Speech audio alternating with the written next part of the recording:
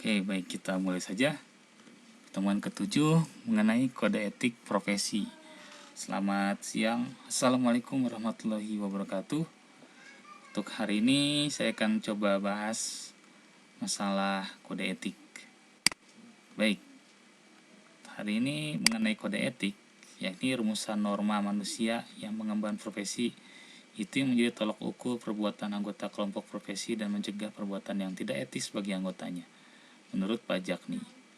Kemudian, menurut Pak Sukamto, kode etik adalah sistem norma, nilai, dan aturan profesional yang tertulis yang secara tegas menyatakan apa yang benar dan yang baik serta apa yang benar dan tidak baik bagi profesional yang menjadi anggota dari sebuah organisasi profesi. Kemudian, memberikan kerangka kerja penilaian etika bagi seorang profesional. Kode etik lebih berfungsi sebagai titik awal bagi pengambilan keputusan yang etis. Sebuah kode etik juga menunjukkan komitmen terhadap arah etika yang diambil oleh anggota sebuah profesi. Jadi, kalau menurut Pak Jakni, itu adalah rumusan norma, tapi menurut Pak Sukamto, Surajio, dan Sriono adalah sistem norma, nilai, dan aturan profesional tertulis, seperti itu.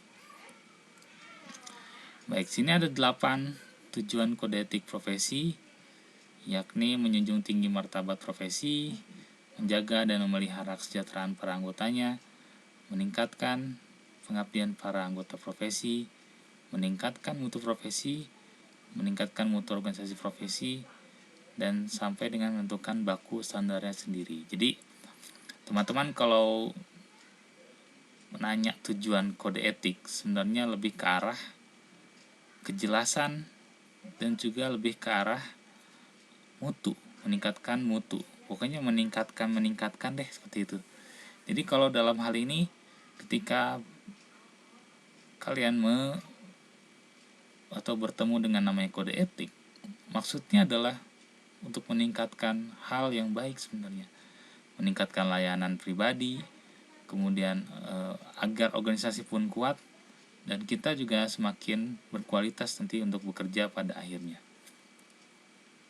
Yang terakhir seperti ini, menentukan baku standarnya sendiri. Teman-teman, kalau dalam bekerja sudah ada kode etik sendiri, maka kedepannya dia akan terus-menerus meningkat atau selalu upgrade diri, selalu meningkatkan diri sendiri dan organisasinya untuk menjadi yang lebih baik.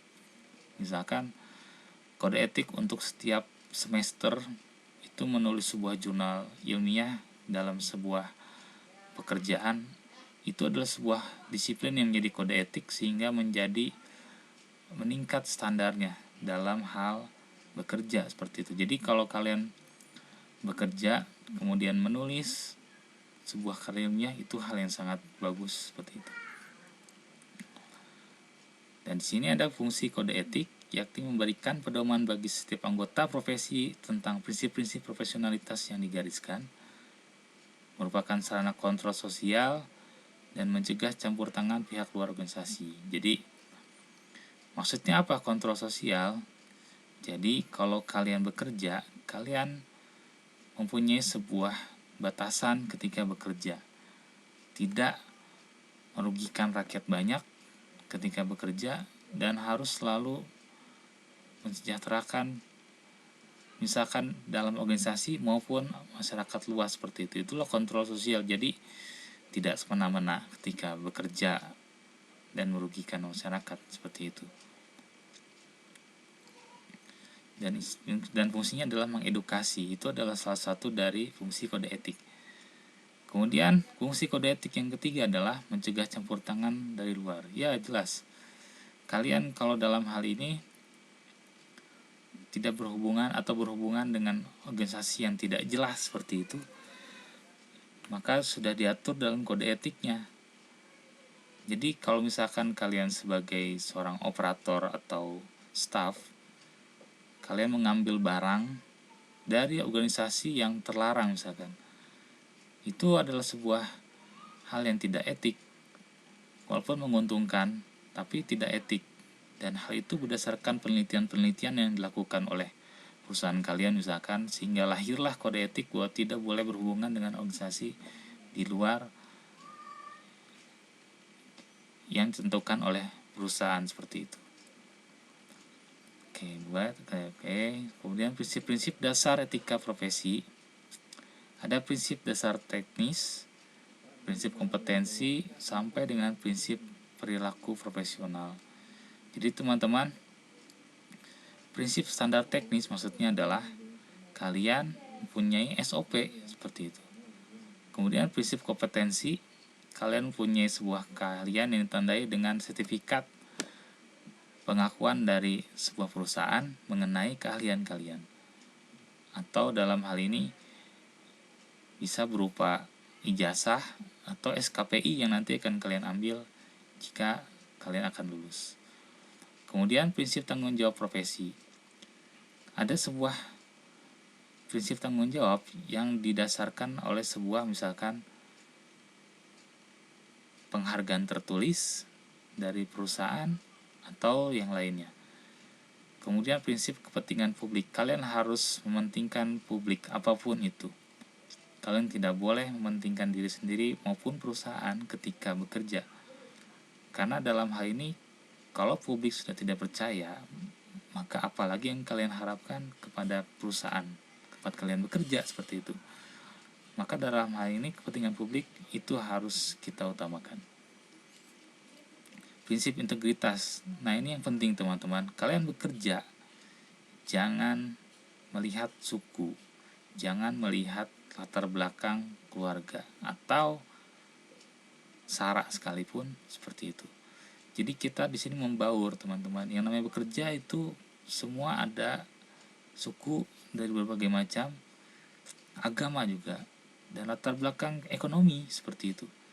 Jadi kalau ketika bekerja, kalian tidak boleh pilih-pilih, walaupun dalam hal ini dianggapnya itu kan lebih dekat pak secara prinsip kekeluargaan. Enggak juga sebenarnya. Jadi kalau dalam hal ini integritas dan komitmen terutama ketika bekerjalah yang menjadi dasar utama kalian. Kemudian prinsip objektivitas. Ketika kalian bekerja, maka hasillah yang dan proses kemudian hasil yang dilihat seperti itu. Prinsip kerahasiaan ini sudah jelas saya kira. Tidak boleh sembarangan kalian membagi sebuah kata kunci yang berupa yang menyinggung seluruh anggota perusahaan seperti itu. Kemudian prinsip perilaku profesional. Baik teman-teman, sini ada alasan melanggar kode etik. Teman-teman pasti tahu dalam hal ini ada beberapa hal yang diduga melanggar kode etik. Berikut ada 4 hal nih. Ada sifat kekeluargaan, lagi-lagi orang dalam teman-teman. Jadi apa-apa dikit-dikit orang dalam, dikit-dikit orang dalam. Ya itu memang ada, kita ada. Namun dalam hal ini apakah kita mau mengharapkan hal itu terus? Saya kira ke depan agak sulit untuk hal itu. Walaupun memang ada, saya juga menyatakan ada. Namun dalam hal ini kekeluargaan itu kita harus menerima dengan bertanggung jawab. Artinya ketika kita direkomend ya oleh seseorang seperti itu, ya itu menjadi sebuah hal yang patut kita pertimbangkan, karena kita akan sangat dilihat dalam hal itu ketika sifat kekeluargaan dalam hal ini yang bekerja. Misalkan kalian bekerja dengan orang dalam, itu sebuah beban sebenarnya. Maka dari itu tidak harus dengan sifat kekeluargaan, maka kompetensilah yang harus dilihat. Kemudian pengaruh jabatan. Mentang-mentang jabatannya tinggi, kalian bisa sikap sewenang-wenang. Tidak bisa. Sekarang adalah hal yang sangat jelas ketika melanggar. Kalian melanggar kode etik karena jabatan tinggi, itu sudah tidak zamannya teman-teman. Tidak diproses, semuanya diproses seperti itu. Kemudian pengaruh konsumerisme. Jadi seorang yang selalu ingin mengikuti hawa nafsunya ketika hidup bahkan itu cenderung melanggar. Itu prinsip dasarnya ketika seorang melanggar kode etik, maka hiduplah dengan kebutuhan Anda sendiri, teman-teman. Dan yang keempat adalah pengaruh lemahnya iman. Kita hidup di negara timur, artinya yang dalam hal ini negara bagian timur, iman dan agama masih kita pegang teguh. Jadi sumpah dalam hal ini di atas tulisan dan dengan nama Tuhan itu juga masuk ke dalam sebuah hal yang suci sebenarnya. Dan jika lemah dalam hal ini, kalian melanggar, ya boleh jadi kalian pun tidak atau melanggar perjanjian dengan Tuhan juga sebenarnya. Oke, baik.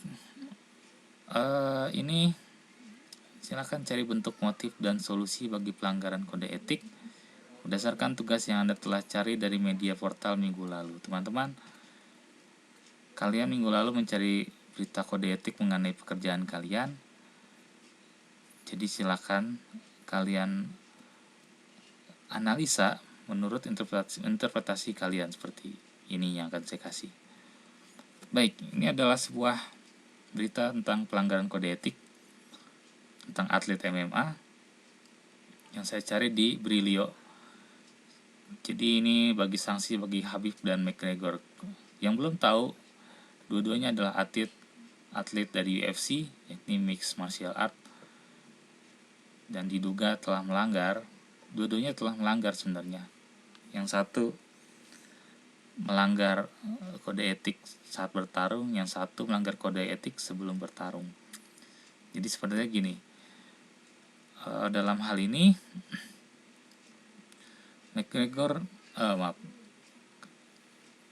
Khabib menyerang dalam hal ini teman di luar pertandingan seperti itu.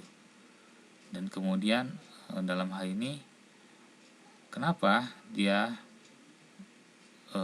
bertindak demikian?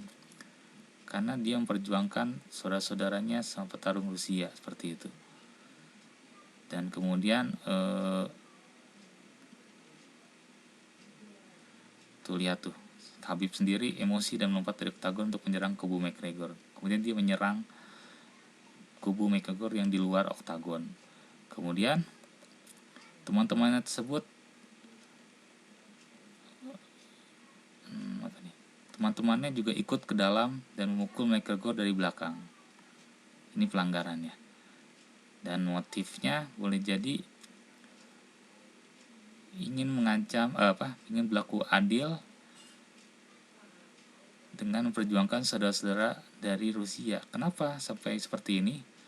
Karena si McGregor sendiri mengejek dan dalam hal ini dia mengejek Sarah sebenarnya McGregor tuh sebelumnya, kalau kalian tahu di berita-berita sebelumnya seperti itu. Nah setelah itu diberilah sanksi untuk keduanya, itu berupa senilai $2 juta untuk Khabib. Sementara McGregor saya belum tahu di sini apa ancamannya atau hukumannya seperti itu. Yang jelas di sini dia telah melanggar, Khabib dan McGregor juga melanggar, dan dalam hal ini keduanya pun diberikan sanksi. Nah kemudian analisis motifnya adalah pelanggaran kode etik, bullying terhadap salah satu petarung. Jadi McGregor mengejek Khabib dengan motif sara pada saat sebelum pertandingan.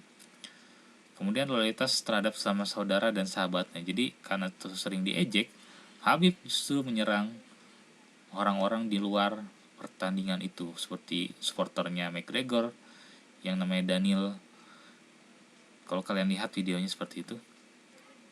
Kemudian solusi agar tidak terulang, hukuman terhadap pelaku perundungan baik sebelum pertandingan maupun sesudah pertandingan. Teman-teman, ada press conference ketika sebelum pertandingan seperti itu, sebelum UFC sebelumnya, dan mereka dalam hal ini harus dibatasi, tidak boleh menyerang sara. Itu intinya sebenarnya. Kalau menyerang SARA berarti boleh jadi dia kena sanksi pembatalan atau dalam hal ini kena sanksi berupa kerugian seperti itu. Kemudian melakukan kampanye seluas-luasnya terhadap perilaku perundungan. Jadi rasis dalam hal apapun tidak boleh, mengejek pun tidak boleh dalam hal ini, apalagi dengan merujuk kepada rasis dan berupa SARA seperti itu. Baik, silakan kalian cari beritanya seperti ini dan kemudian kalian analisa seperti ini dan kumpulkan hari ini sebagai absen kalian untuk pertemuan hari ini. Baik, kalau ada pertanyaan silakan di WhatsApp grup dan saya akhiri. Kemudian sebelum ini saya ingin kasih tahu untuk kisi-kisi ya. Kisi-kisi nanti saya akan kasih di WhatsApp grup agar kalian tidak lupa seperti itu. Oke, baik, selamat siang. Wassalamualaikum warahmatullahi wabarakatuh.